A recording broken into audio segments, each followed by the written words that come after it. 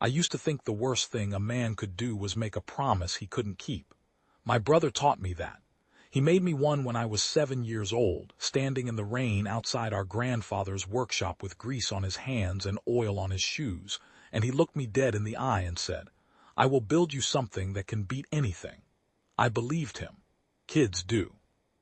And then he was gone, and I spent the next 15 years learning that the world doesn't run on promises. It runs on what you're willing to bleed for. I was 22 when the world ended, or started ending. That's the part they don't tell you in the stories. It doesn't happen all at once. It happens in pieces, so small you almost don't notice until the pieces are all you have left. My name is Ken Kurenai. I'm a pilot, or I was. There's not much left to pilot now. This is what I remember. I was fighting underground when it started. Not for politics, not for country, just for rent money and the particular satisfaction of hitting something that hits back. The basement venue near Shimbashi, the kind of place with unpainted concrete walls and men who have stopped caring about most things standing around a chalked circle on the floor. I was good at it. Not because I trained for it. I'd barely trained for anything in my life, but because I had a high tolerance for getting hit and a lower tolerance for losing. Those two qualities, combined with being meaner than the other man on most nights, got me through. I remember the smell of that basement, cigarette smoke and sweat, and the particular mineral bite of old concrete. I remember the sound the crowd made when I knocked a man twice my weight into the third row.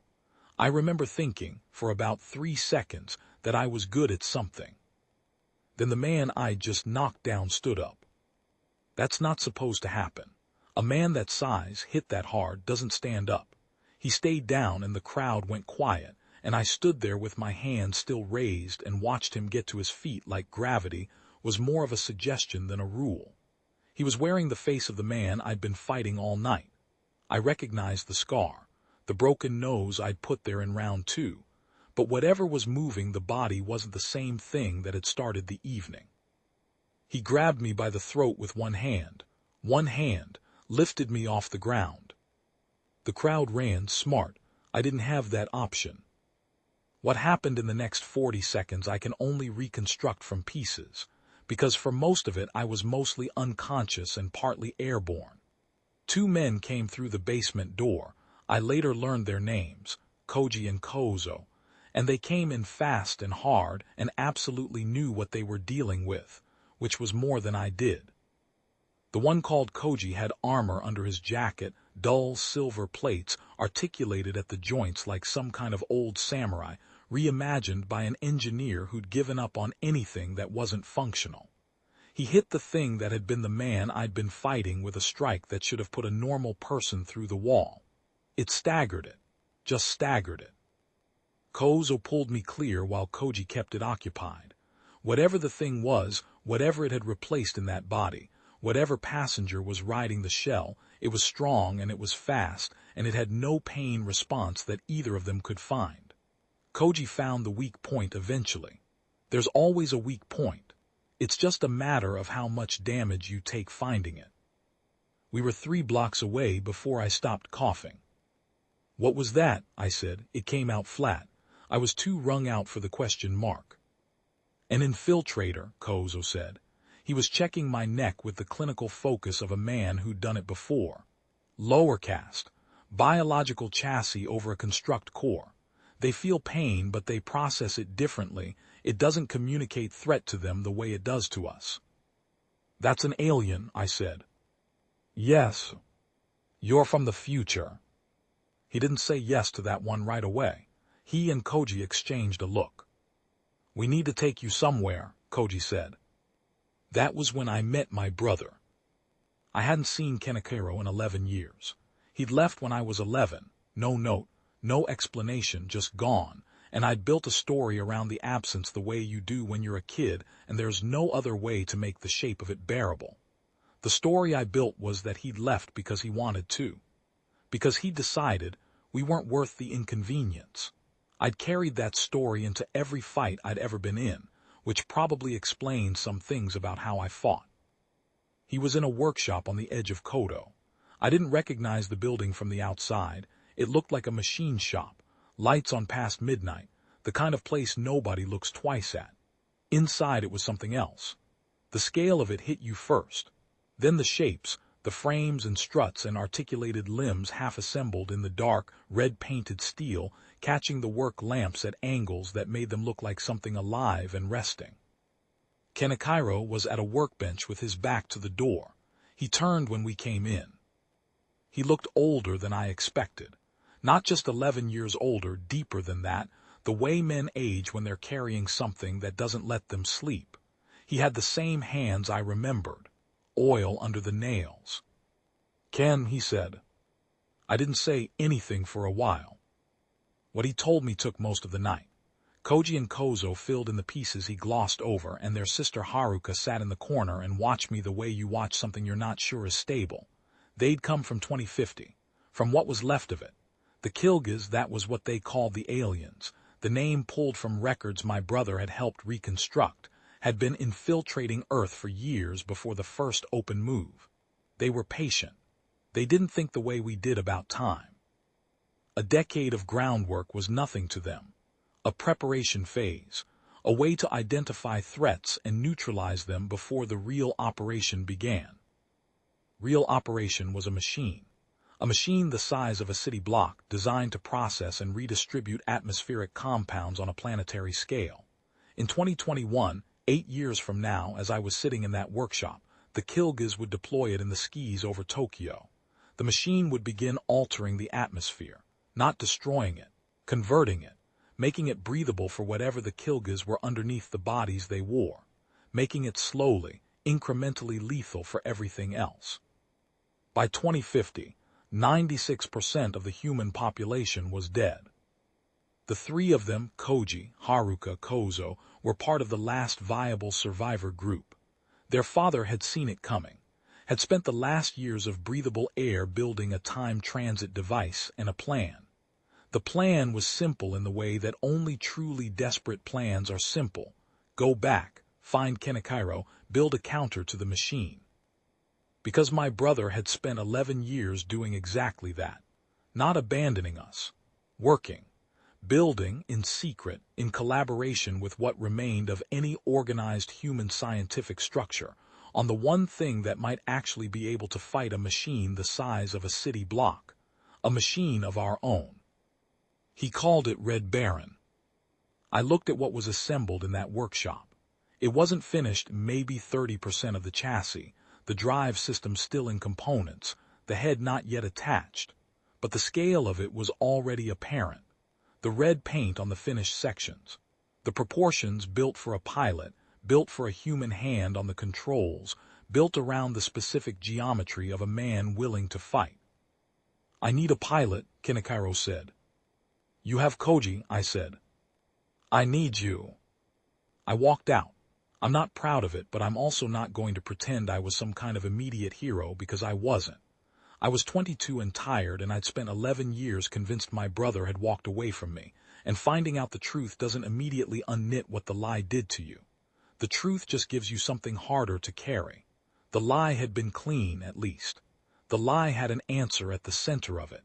He left because he wanted to. That was cruel, but it was simple. The truth was more complicated.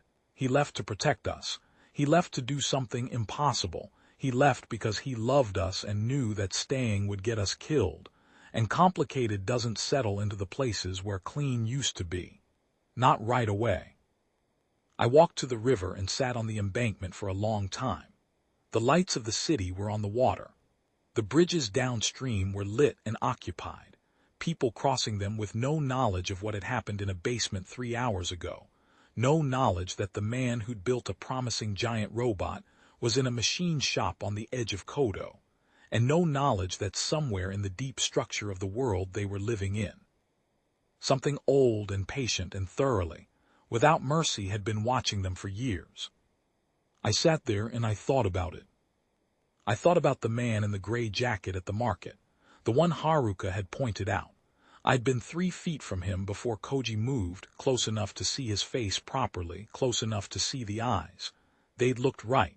They'd looked exactly right. That was the thing. There was no obvious wrongness to it, no B-movie tell, no visible seam where the biological met whatever was underneath. I'd looked at a human face, and it had been a human face until suddenly it wasn't. And the gap between those two things was where 96% of the human race had fallen. They hadn't known what to look for. They'd looked at a face and seen a face and been wrong, and being wrong about something that fundamental at the scale they'd been wrong doesn't leave many survivors. We were the survivors, the 3 who'd come back, the 2 who'd been here all along, 5 people and a machine that was 30% assembled when it started and damaged in 4 major systems when it finished, and a city that didn't know any of it. What I thought about in the end wasn't the end of the world. It wasn't 96%. It wasn't the image of Tokyo in 2050, the gray sky and the empty streets that Koji had described with the flat economy of a man who'd lived it. It wasn't even the alien in the basement, the wrong moving thing in a human chassis, the thing that didn't register pain as danger. What I thought about was a promise made in the rain. I will build you something that can beat anything. He genuinely had. And he'd done it alone in secret for 11 years, without complaint, without contact, without the acknowledgement that it was extraordinary. Because extraordinary is what you decide to do, not what you announce you're doing. He'd just done it, the way you do something when there's no one else to do it, and the cost of not doing it is everything. I went back. The walk took 20 minutes. Kenichiro was still at the workbench when I came through the door. He didn't turn around. He said nothing. He handed me a wrench without looking up from what he was working on, the way you hand a tool to someone who you've been expecting to return, and I stood there with the wrench in my hand for a moment, and then I went to the section of the chassis he'd been working on and started helping. We worked in silence for 2 hours. I didn't apologize. He didn't comment on the absence of an apology. What there was instead was work, and the sound of the shop, and the gradual accumulation of progress visible in the structure taking shape between us. That was enough.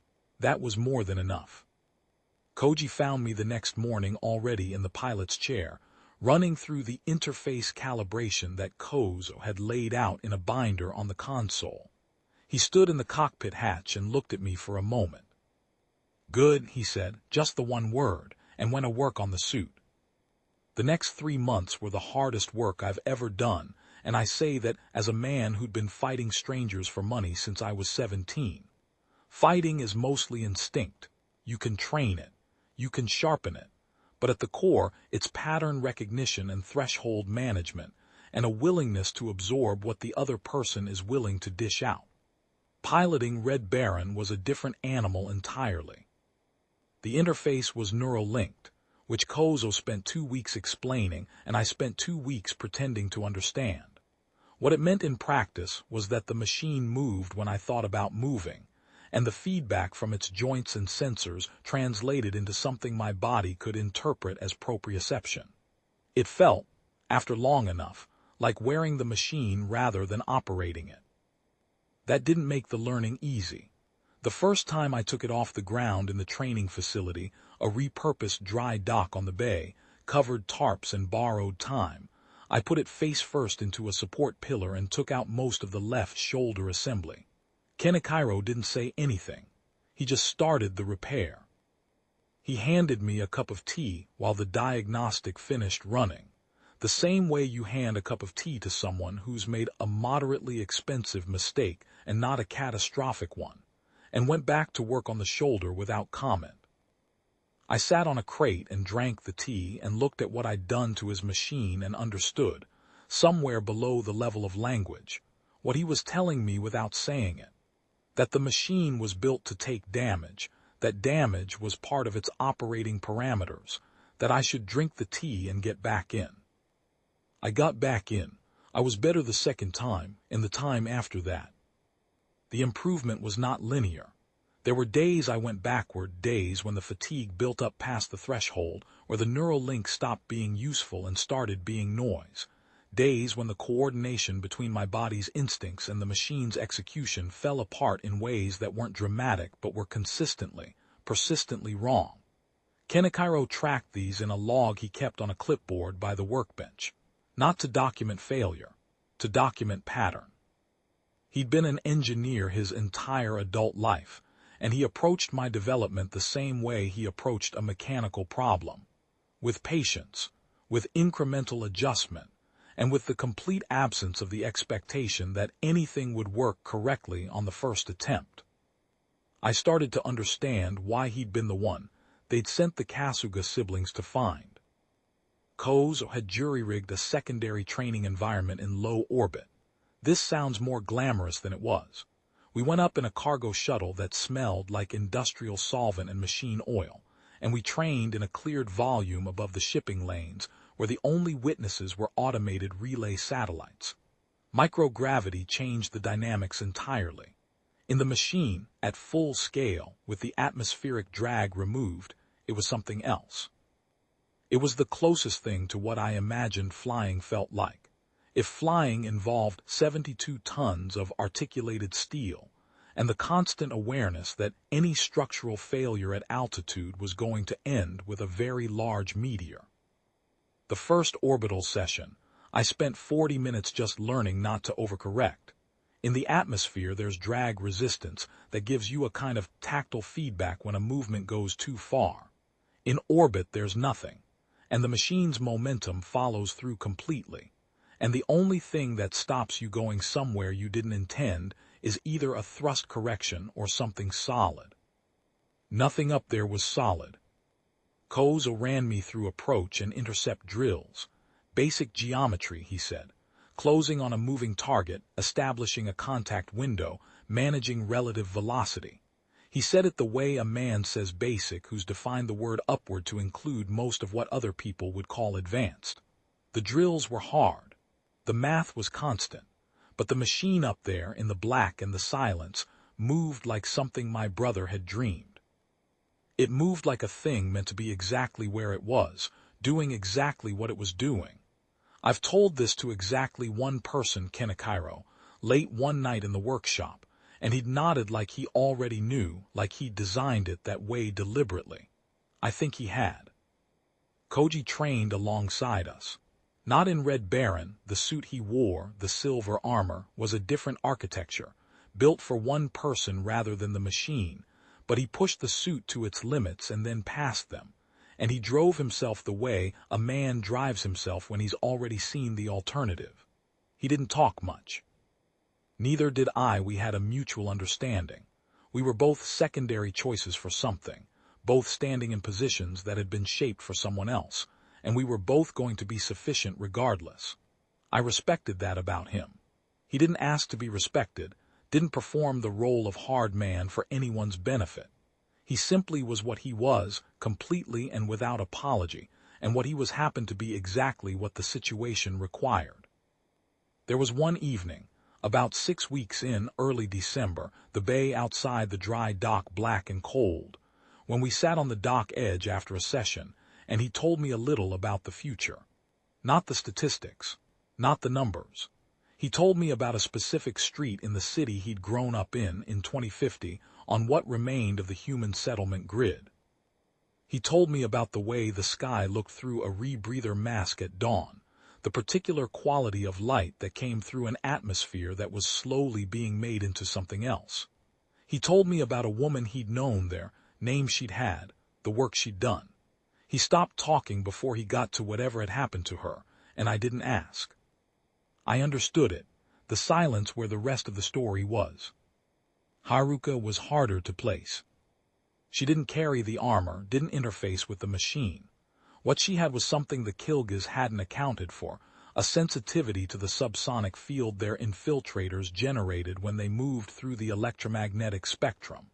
They had a tell, a frequency. She could feel it the way you feel the first cold drop of rain before the storm opens up. It wasn't dramatic. It was quiet and certain and absolutely reliable, and it meant that when the Killgis infiltrators walked among us, she could point to them. She'd had it since childhood, she told me once. It had always been there, a low-grade awareness of wrongness in certain people, an intuition she'd learned to trust because the few times she'd ignored it, she'd regretted it. In the future they'd come from, her father had recognized it for what it was and trained it, the way you train any sense. By using it, by calibrating it against confirmed data, by learning where the noise was and how to filter it. She could feel an infiltrator in a room with 40 other people. She could feel one through walls. I asked her once what it felt like, and she thought for a moment, and said it felt like hearing a song played slightly wrong, the same melody, the same notes, but something in the timing or the pitch just enough off that your ear caught it before your brain did. This was not a small thing. The first time she did it in the field, a market in Adachi, mid-morning, civilians everywhere. She touched my arm and tilted her head slightly toward a man in a gray jacket buying fruit from a stall. Middle-aged, ordinary, nothing about him that read wrong to me. She nodded once. We took him quietly. Koji did, actually. He was better at the quiet version than I was. The man in the gray jacket didn't become something impossible until we'd moved him to a private space, and then it took Koji 38 seconds to resolve the situation. I watched. I counted. The thing inside the man's face was not the thing I'd fought in the basement. This one was higher order. You could tell by the articulation of its responses, the way it engaged rather than just attacked. It tried language first. It tried negotiation. It offered information about the infiltration network in exchange for what it called consideration, which Koji explained afterward was a Killgis concept untranslatable to human terms, something between safe passage and the acknowledgement of debt. We gave it nothing and it gave us nothing in return, and Koji resolved it, and we spent the next 2 hours going through the data it had been carrying on a storage medium implanted in the body's left forearm. The data was detailed and cold and comprehensive. It detailed 23 human individuals currently under Killgis biological replacement, the original consciousness removed, the chassis repurposed, the replacement indistinguishable without Haruka's sensitivity or Kozo's detection equipment. It detailed their positions: middle management in a communications ministry, a senior technician in the network infrastructure, a logistics coordinator for one of the regional emergency management agencies. Nothing dramatic, nothing that looked like power to a human eye, but Kozo mapped it and said, "This is how you blind a city before you break it. You don't take the generals. You take the people who move the information." We ran down 9 of the 23 over the following 3 weeks. 4 got away, disappeared between the moment Haruka tagged them and the moment we moved, which meant the network had been alerted, which meant we were operating on a shortened timeline now. Koz ran the numbers on when they'd know we had the Red Baron operational, and the numbers weren't good. We moved faster. There were a lot more. The Killgis had been thorough. The infiltration was deeper than any of us had expected. People in positions of minor authority, people in communications and logistics, people placed to notice and report on anything that might constitute organized resistance. It explained some things. Certain scientific projects defunded at the wrong time.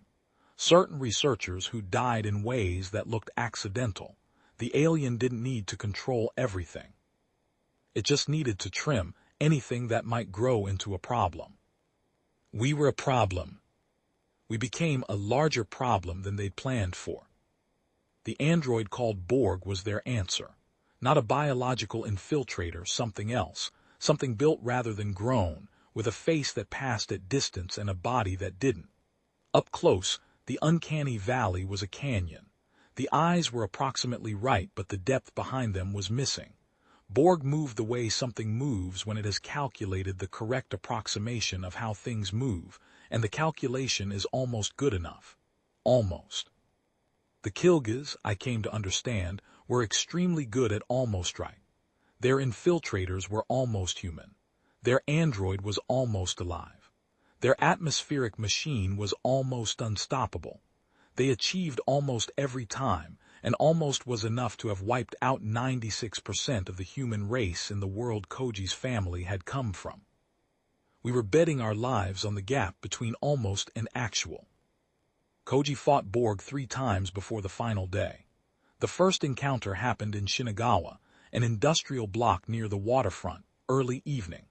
We tracked a signal Koz associated with one of the escaped infiltrators and walked into a context that had been set for us. The infiltrator as bait, Borg as the actual point. I wasn't there for the first minutes. I was 3 blocks away in a stripped cargo vehicle running communications while Koji went in on foot. I heard it through the comm channel, the exchange of impacts, the specific sounds of armor taking damage, something intermittently in a register that wasn't quite human language and wasn't quite not. The first encounter ended with Koji pulling back, not retreating precisely, just declining to continue on unfavorable terms and Borg letting him go. Data collection. That's what it was doing. It wanted to map the suit's capability envelope before it committed to a kill. Koji came back to the vehicle with the left arm of the silver armor partially collapsed, and a cut above his eyebrow he'd gotten when the impact drove the helmet's interior surface into his face. He sat in the cargo bay and let Koz assess the damage, the suit's damage, not his own, and said nothing for about 4 minutes. Then he said, "It's fast. Faster than I expected. Adapts between attempts." "So do we," I said. He looked at me for a moment. "Yeah," he said, "we do." The second encounter, 10 days later, was in Konji, a residential block at 2 in the morning, very few people around. Koji had made adjustments to the suit. Borg had made its own adjustments, things Koz identified afterward by analyzing the impact patterns and response times from the combat data feed. The suit's new configurations handled about 60% of what Borg had learned from the first encounter. Borg's recalibrations neutralized about 70% of Koji's improvements. The math was getting worse. The outcome of the second encounter was closer to a draw than the first, but the trajectory of the math said, one more iteration, and Borg would have enough data to be decisive. We didn't give it a third solo encounter. When Borg appeared on Haruka's sensing on the day the machine arrived, the plan was already made. She'd find it, Koji would engage, and she'd come in from an angle it hadn't modeled because she'd never been in any of its data before. The plan worked at significant cost. Koji fought it 3 times before I lost count of the encounters. The first time ended with Koji losing approximately 40% of the armor's left arm plating and Borg retreating, which Koz assessed as a Killgis priority shift. They'd gotten the data they wanted on the suit's capability envelope and pulled back to recalibrate. The second time, Koji had made his own adjustments and Borg had made its own, and the outcome was something close to a draw at enormous cost to both of them. Third time Haruka found it first, came in behind, and produced a collapsible blade from somewhere under her jacket. I still don't know exactly where she kept it. She moved so fast and so precisely that Borg's counterprogram didn't register the threat until she'd already compromised its lateral sensor array, and that gave Koji the opening. It didn't stay down, but it retreated further and it didn't come back for 9 days. 9 days was nearly enough, nearly. The machine arrived on a Tuesday. I remember the day clearly. Clear sky, cold, the particular quality of autumn light in Tokyo that makes everything look very clean and slightly unreal. I was running a calibration cycle on Red Baron in the dry dock. Koz walking me through adjustments to the left knee actuator that had been reading high resistance in lateral steps. Haruka came in at a fast walk and said 4 words. "It's here, it's early." The machine they sent, the Black Baron, what the survivors in 2050 had named it, because humans name even the things that kill them, was not what I expected from the description. Koji had described the future version of it after nearly 30 years of operation, battered and enormous and coated in the residue of 3 decades of atmospheric conversion. The one that rose over the Tokyo skyline that Tuesday morning was new, clean. The proportions were similar to Red Baron, humanoid, because the Killgis had designed it that way, had built it for a human silhouette as camouflage for exactly as long as that was useful. But where Red Baron read as something a person built, Black Baron read as something grown. The surface wasn't plated. It was continuous, a single structure with the texture of chitin, the joints expressed as thickenings rather than articulations, the head a dome with no visible sensor array, because the sensors were distributed through the skin rather than concentrated. The first thing it did was stand in front of the National Diet building and open a vent in its chest. The gas that came out was colorless. You couldn't see it. You could smell it faintly if you were close enough, something between metal and old vegetation, something that your body identified immediately as wrong, the same deep instinct that tells you not to drink a certain water.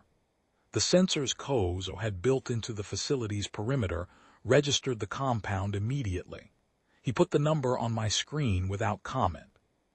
If that concentration reached stable equilibrium across the metropolitan atmosphere, we had about 6 months before the conversion was irreversible. I was in the cockpit of Red Baron 6 minutes after the machine appeared. What I want to tell you about the fight is that it was clean and decisive, and that skill and preparation and the correctness of our cause carried the day. What actually happened was messier and more expensive and involved considerably more getting hit than I would prefer to remember. Red Baron was faster than Black Baron. That was the first thing I learned. The Killgis had optimized their machine for endurance and scale. It was built to operate for decades, to maintain the conversion process across a planetary atmosphere, to survive anything a human military in the early 21st century could throw at it. They hadn't built it for a dogfight. They hadn't expected one. In their calculus, they'd already won. The infiltration was complete. The resistance potential was mapped. Any organized opposition had been identified and addressed. The machine was the final step in a process that was already finished. They hadn't accounted for a man from the future with a kept promise and a brother dumb enough to believe it. I came in low and fast from the bay side, using the buildings as cover for as long as the scale allowed, which wasn't long. Red Baron clears most commercial structures by about 6 meters at the shoulder. Black Baron was tracking the conventional military response. Jets, missiles, helicopter gunships that were doing precisely nothing except giving the Killgis something to log in the threat assessment record as negligible. The military didn't know what it was fighting. They were running the protocols designed for the threats they understood, and the protocols were not wrong, exactly. They just had nothing to do with the specific problem in the sky above the National Diet building. To their credit, they kept at it. They absorbed the indifference with which their weapons were received, and they kept sending more weapons. That stubbornness bought us time.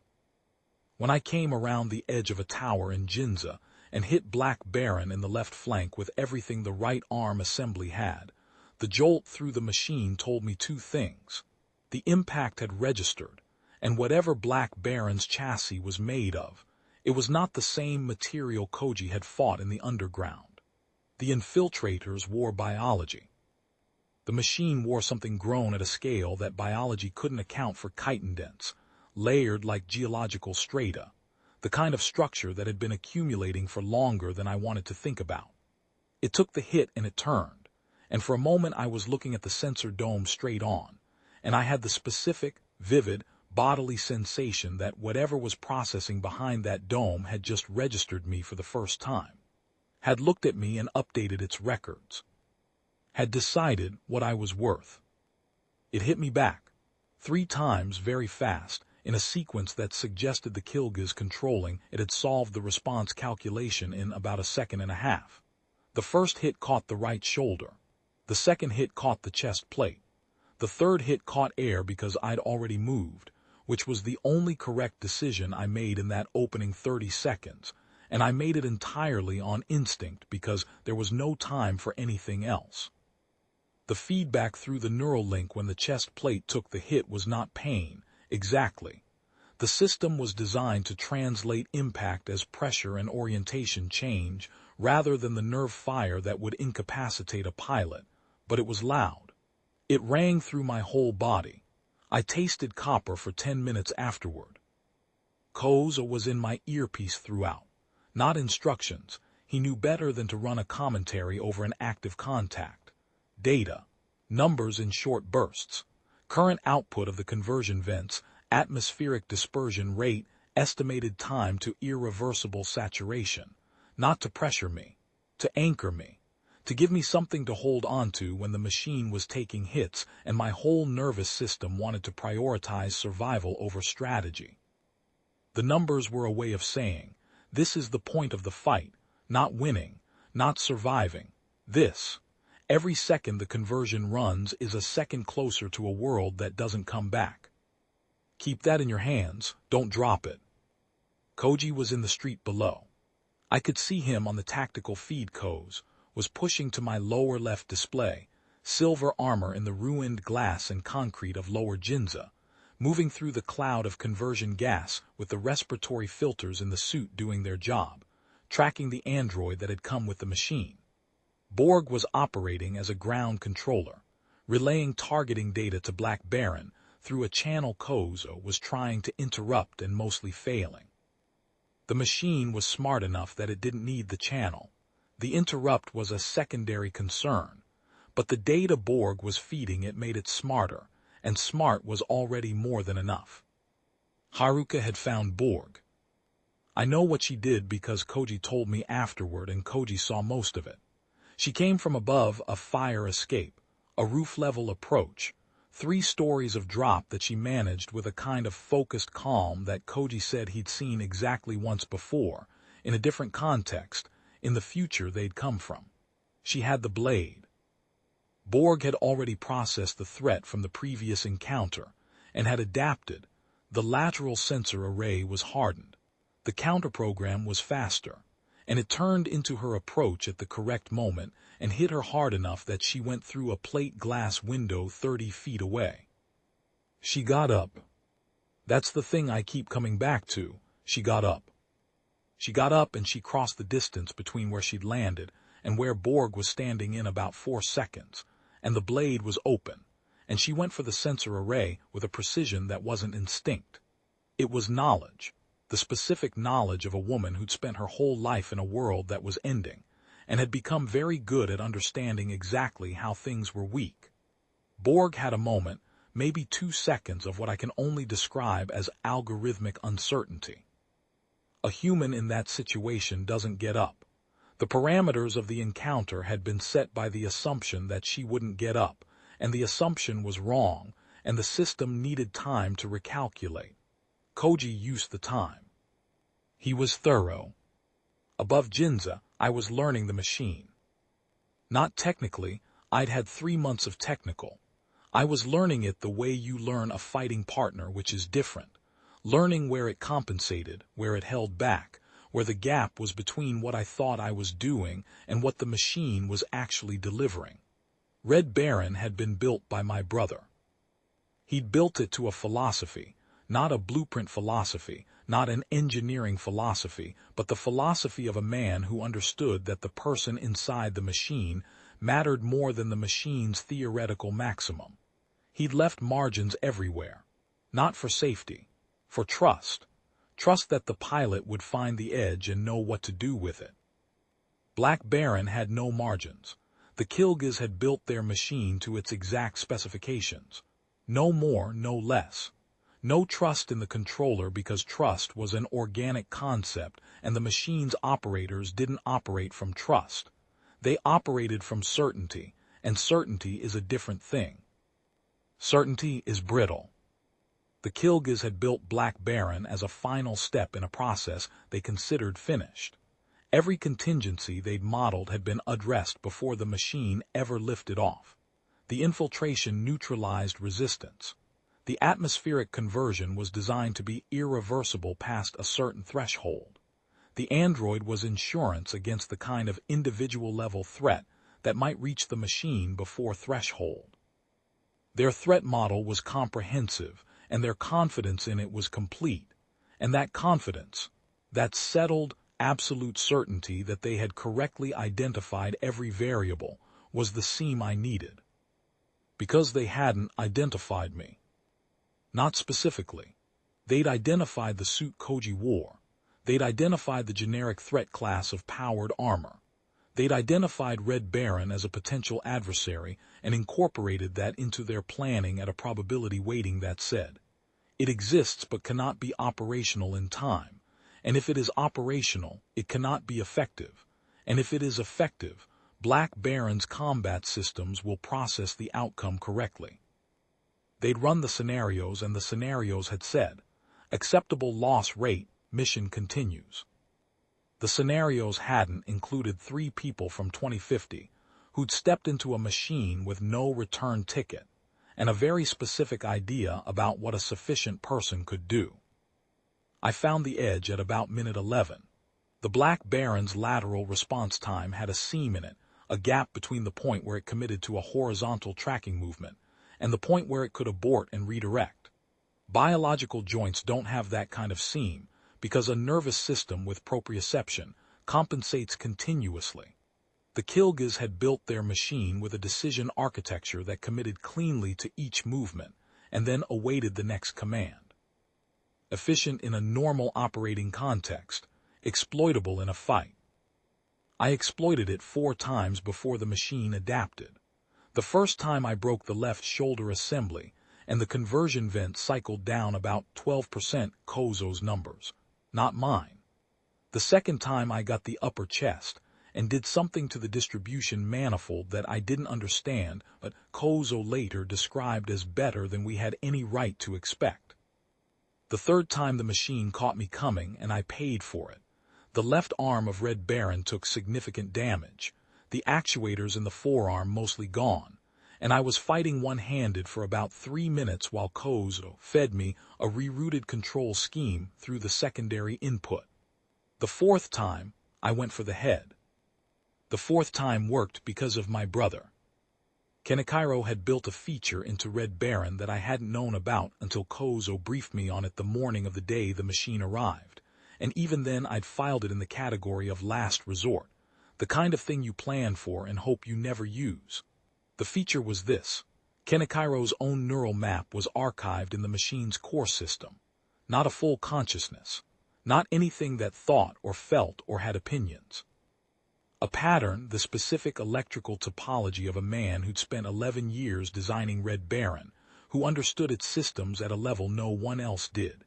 In an emergency, the pilot could call on that pattern as a second processor. Not a co-pilot. Something more like a compass. A reference that knew where the machine's true north was. I called it at minute 14. I don't have good language for what it was like. There was no voice, no instruction. What there was clarity, a sudden sharpening of the feedback from the machine's sensors into something organized, something that made sense the way a sentence makes sense compared to a list of words. I felt where the damage was. I felt where the reserve was. I felt where Black Baron's next committed movement would take it, not because I'd calculated it, but because the calculation was already done and offered to me, clean and specific. I used it. The hit I landed at minute 15:30 was not dramatic. There was no explosion, no visible spectacle. I drove Red Baron's right fist into the precise geometric center of Black Baron's conversion distribution system, with the full weight of the machine behind it, and held the pressure for 6 seconds. Kozo had given me the target coordinates 3 months earlier, noted them as the single most catastrophic point of failure in the machine's design, and told me that hitting it clean at full power was a 1 in 7 probability in the best-case scenario. The pattern in the machine's core knew how to thread the angle. The math came out on the right side of 1 in 7. Black Baron's conversion system shut down. Not catastrophically, not in fire and collapse, it just stopped. The vent in the chest sealed. The atmospheric distribution network that Kozo's sensors had been tracking across the metropolitan area went silent. The machine itself went into a kind of standby, still physically intact, still operational in basic locomotion, but the core function arrested. The reason for its being here, the point of the entire operation, no longer functioning. The Killgis controlling it shifted to secondary mode. which meant weapons. The next 4 minutes were the most expensive of the fight. Without the conversion function demanding processing allocation, Black Baron's combat response was significantly faster, and the damage I'd taken in the first 15 minutes left Red Baron slower than I wanted. I took 2 more significant impacts to the torso. I lost the lower right leg actuator on a misjudged step through a collapsed intersection. I was fighting in a machine that was incrementally falling apart around me, and the machine across the ruined street from me was doing the same. And what it came down to at the end was what it had always come down to. What are you willing to absorb to keep going? I've thought about this question in the years since. I've thought about what the Killgis, in all their intelligence and patience and thoroughness, genuinely did not understand about the human species. It wasn't our technology, they were ahead of us there, substantially. It wasn't our social organization, they'd studied it and modeled it and found it predictable. It wasn't even our adaptability, though that mattered. What they hadn't modeled, what I'm not sure they had a concept for, was the specific human capacity to absorb loss, to integrate it, and to keep functioning not despite the damage but almost because of it. Not masochism, not stupidity, something harder to define.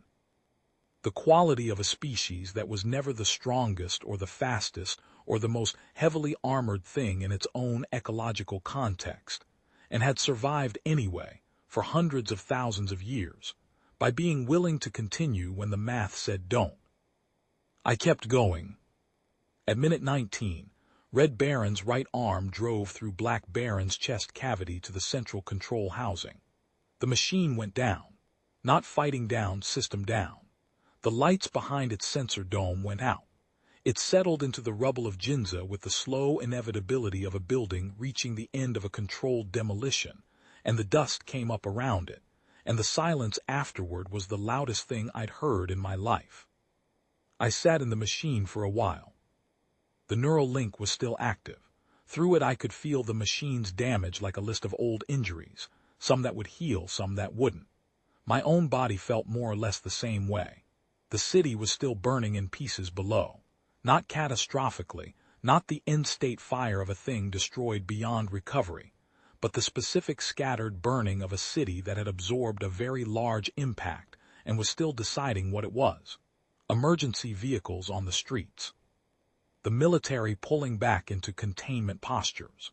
Civilians where there shouldn't have been civilians, which is where civilians always are, because the idea that civilians evacuate cleanly is one of those beliefs that survives only until the first time you see what actually happens. They had no idea what they'd almost lost. Kozo's voice came through the comms. Conversion reading at 0, he said. Atmospheric composition holding at baseline. Ken, it worked. I didn't say anything. The distribution network is dead, he continued. The infiltration network is still active. We have more work. The Killgis don't give up a planet this easily, but the machine is done. The event horizon they were trying to create doesn't happen now. A pause. The future we came from, it doesn't happen now. I sat with that for a moment. Does that mean? It means the timeline branches, Kozo said, and his voice had something in it that wasn't quite grief and wasn't quite relief. The future where 96% of humanity died, that doesn't happen in this branch. But we can't go back to the branch we came from. The moment we changed it, we gave up any road home. Another pause, shorter. We knew that before we left. I thought about 3 people who'd stepped into a time transit device with the full knowledge that they were leaving their world permanently, buying a better future for a version of humanity that would never know what they'd paid.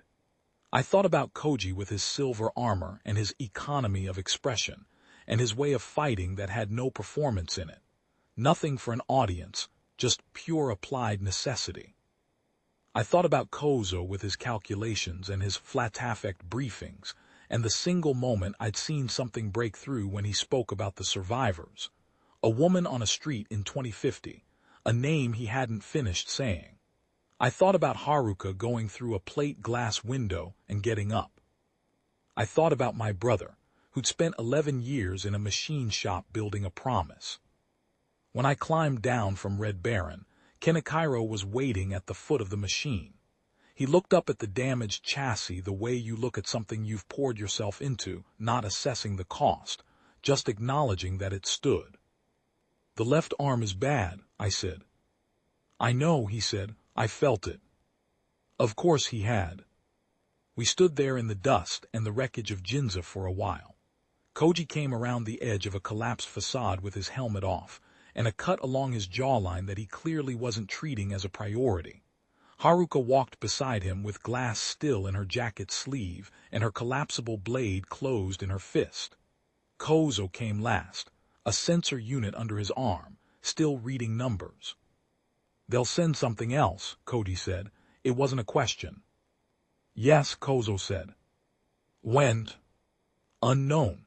The Killgis don't commit to a timeline until their previous operation is fully resolved. As of now, they're in assessment mode. We have time." "How much?" Kozo looked at his numbers. "Enough." "Enough? In my experience, enough is all you ever get. You don't get more than enough. You get enough and you use it, and then you need more enough and you find it somewhere. That's the whole game. That's always been the whole game." We walked out of Ginza with the morning getting late around us. The sky that clean autumn blue that's specific to Tokyo in October, and the dust still settling over a machine that had come here to end us and hadn't. I keep coming back to the first day. The basement in Shimbashi. The thing in a man's skin that stood up when it shouldn't have, that lifted me off the floor with one hand and looked at me the way you look at something that isn't worth the full consideration, something already accounted for, already resolved. I keep coming back to the word they apparently had for us in their operational language, the phrase they used in infiltrator communications, which Kozo translated for me once, flat and accurate as everything he said. "No match human." They weren't wrong on the math. They weren't wrong on almost anything. Their infiltration had been nearly perfect. Their machine had been the correct solution for a correct assessment of human military capacity. Their calculus had been thorough, and their timeline had been patient, and their confidence in the outcome had been fully justified by every piece of evidence they had. What they didn't have evidence for was the kid in the basement, the aimless one, the one who'd been walking around for 11 years carrying a promise he'd stopped believing in, who went back to the machine shop not because the math worked out, but because his brother had kept his word when he didn't have to. You can model a species. You can map its threat potential and its organizational capacity and its technological ceiling and its biological limits. But you can't model a promise made in the rain by a man with oil on his hands. You can't quantify the specific stubbornness of a person who's already been hit as hard as you've got and hasn't stopped yet. You can't account for the 3 people who stepped through a one-way door so that a city they'd never lived in could keep its ordinary morning. The Killgis were thorough and patient and old in ways that made human civilization look like an afternoon. They had seen species come and go and had logged the patterns and knew which patterns ended which way. They had not seen this pattern. They'll send something else. Koji is right. The Killgis don't walk away from a planet they've assessed as viable. They adapt, they replan, they bring more. We know that. We've been preparing since the morning the machine went down, and the preparation is harder and longer and less certain than anything we faced in Ginza. But here's the thing, we're still here. That's not nothing. That's everything, actually. 96% was the number in the world Koji and his siblings left behind, the world that doesn't happen in this branch, the future that we folded back on itself when 3 people stepped through a transit device and paid the price of a better answer. We're still here. The morning after Ginza, I went back to the dry dock and sat in Red Baron's cockpit with the neural link off, just sitting in the machine in the dark of the hangar, not doing anything, just being present in it, feeling the weight of the structure around me, my brother's hands in every weld, his thinking in every articulation, his promise in the weight of the chassis. Red Baron wasn't repaired yet. There were damaged sections, missing panels, the absent lower leg actuator that left the whole machine listing slightly to the left. Kenichiro had already started the work. He'd been in the shop since before I'd woken up. I sat in the machine and thought about what had been taken and what had been kept. Outside, through the hangar walls, I could hear the city, traffic, voices, the specific constant ambient texture of a city that doesn't know how close it came, going about its morning without the weight of the number that we carried. That was right. That was correct. The whole point of the operation had been that they wouldn't have to know, that they'd get to keep their ordinary morning, their traffic, their voices, their everything, without the cost appearing on any accounting they'd ever see.